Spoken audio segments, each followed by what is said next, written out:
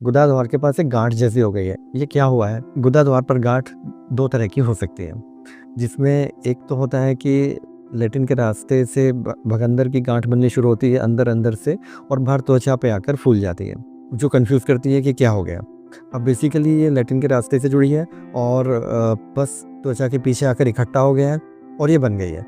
लेकिन इसमें क्या होगा, एसोसिएटेड दर्द होगा, पेशेंट को थोड़ा बुखार आ सकता है और कुछ दिन में ये गांठ अपने आप फूट जाती है अगर उसका इलाज नहीं किया गया तो। इसके साथ होता क्या है, अब ये गांठ कुछ दिन में फिर दोबारा फूलती है, पस निकल जाता है और आराम मिल जाता है। फिर कुछ दिन बाद दोबारा बनती है और फिर पस रिस जाता है और फिर आराम मिल जाता है।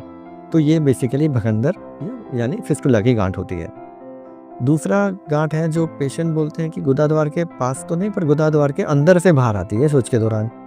ये बेसिकली पाइल्स हो सकता है या पॉलिप हो सकता है, पर मोस्ट कॉमन इसको हम पाइल्स ही समझेंगे क्योंकि ये बहुत ज़्यादा कॉमन है।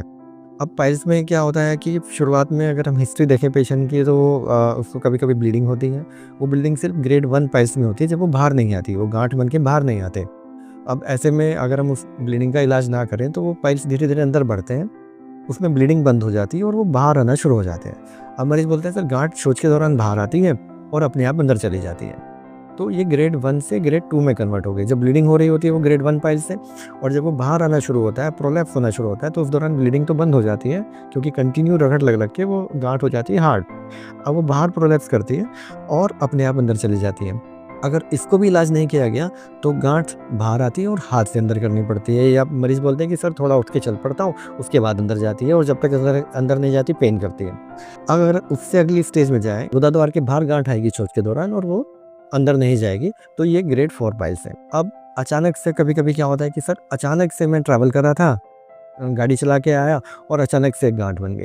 वो बेसिकली एक थ्रोम्बोज्ड हेमोरॉइड है, जो बाहर की तरफ ही जो खून की नस है वो बहुत देर बैठने से वहाँ खून का थक्का जम जाता है, या बहुत ज़्यादा प्रेशर एक्सर्ट करने से वो शौच के दौरान जब हम बहुत ज़्यादा जोर लगाते हैं तब खून की नस छोटी फट जाती है और वो खून का थक्का बाहर त्वचा पे जम जाता है। वो लेटिन के गुदा द्वार के जो रास्ता है उसके एकदम पास होती है।